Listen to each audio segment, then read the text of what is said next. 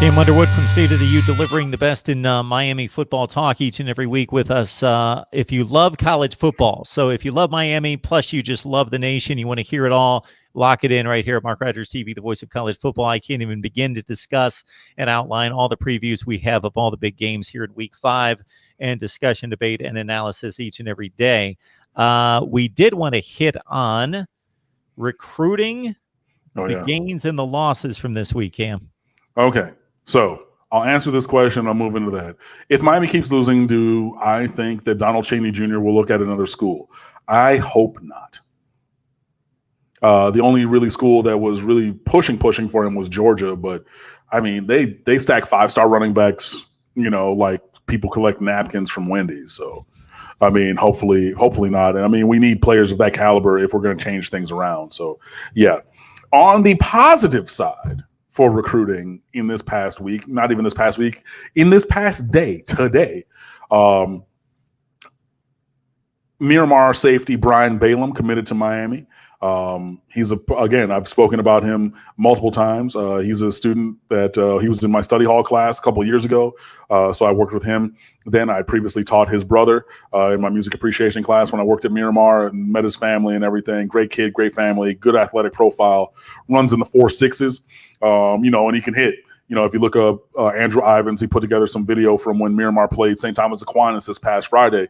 Brian Baylin, he brought that lumber. So, if you're looking to add a solid player, a local player, you can stand on the field at Miramar High School and look southeast and see Sun Life Stadium or Hard Rock Stadium. Like, it's right there, literally. So you're looking over the turnpike. Like, I used to do it before games. I would stand there and I would look southeast and you can see it. Like, not a stone's throw, but it's right there.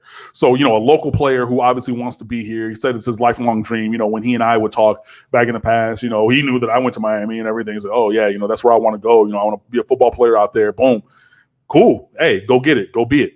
Go do it. So he finally, shut up, Google. Shut up. Sorry. My phone's being stupid. But yeah, so Brian Baylin commits. He's the 24th commit in the class this year. And he gives a little bit of cover if you are someone who's worried about Jaden Francois potentially flirting with Ohio State or any other team to maybe flip his commitment. He's from South Dade High School. He plays corner in high school. He's openly talked about moving to safety at the college level. Jaden Francois has. So if you pair Baylin with Francois in this class, that's great. If you unfortunately lose out on Francois, then you have, a guy who can come in and play. Now, Brian Baylin is probably not going to be a first-year starter. He's not going to be that guy. It might take, his redshirt freshman year, start rotating in, redshirt sophomore year, start to get into a bigger role. So, his second or third year on campus. But this is a kid who can play here. He has the build. He has the, athletic profile. And, sometimes if you, worry about those things because kids will fail out of classes or places, he's an IB student at one of the, IB programs in South Florida, a high-achieving academic kid, so and a great character guy. And I know that from personal experience, so you can put that on me. But that's a great get for Miami to add to the class. And that's all that there was in 2020. In 2021, unfortunately, the number one target at quarterback was Jake Garcia from Narbonne High School in the LA area. He's a guy who's visited here twice. He was supposed to visit next week unofficially. Clearly, Dan Enos is number one target at quarterback, a 5-star player in the 2021 class. Bryce Young for the 2020 class, his current class, decommits from USC, flips to Alabama. USC pushes hard then for Jake Garcia, the local kid, and he commits to USC. And their goal is basically the same thing that they failed with Bryce Young, which is get him to commit as a junior and then ride it out all the way until he signs. We'll see what happens.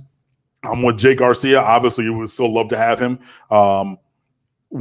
Before he committed to USC, both 247 and Rivals contacted Jake Garcia and his father, and they both said that next week's unofficial visit was still on the books. Since he's committed to USC, I'm not sure if that's going to happen. I think that, one of the recruiting rules I know was follow the visits. If that visit doesn't happen, that'll tell you all you need to know. So I would say it's good in time for Miami to look elsewhere for a quarterback in 2021.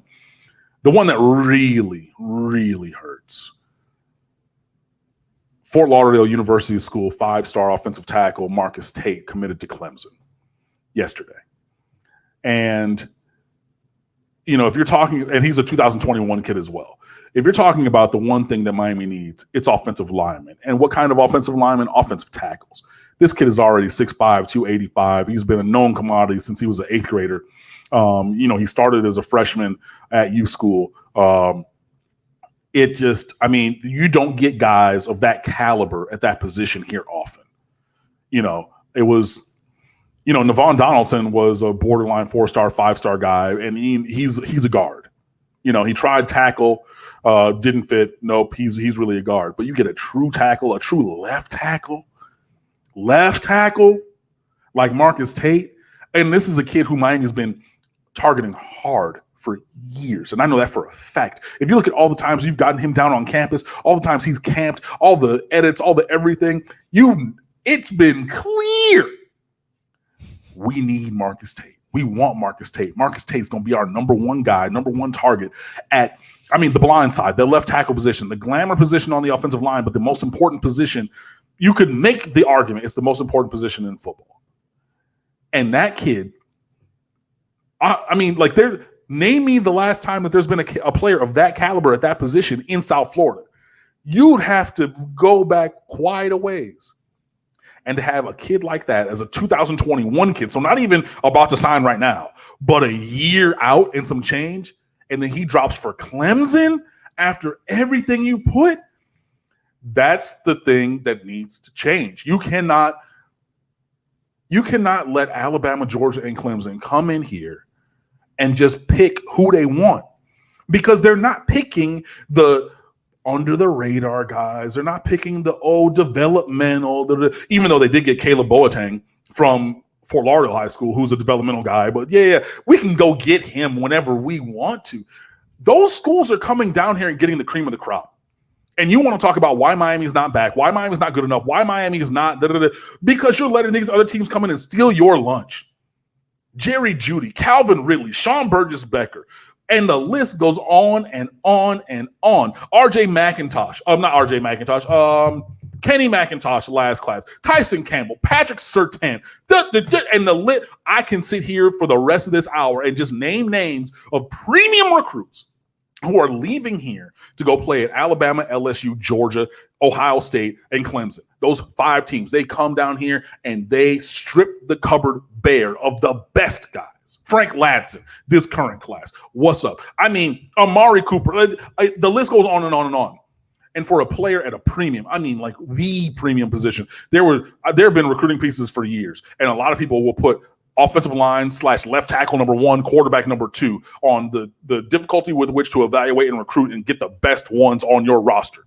And you have a guy like that who's a 5-star right now and going to be that kind of dude, and he lives in your backyard, been to your campus a bunch of times, been to the games, done all this stuff, and he goes to Clemson. That hurts. That hurts bad.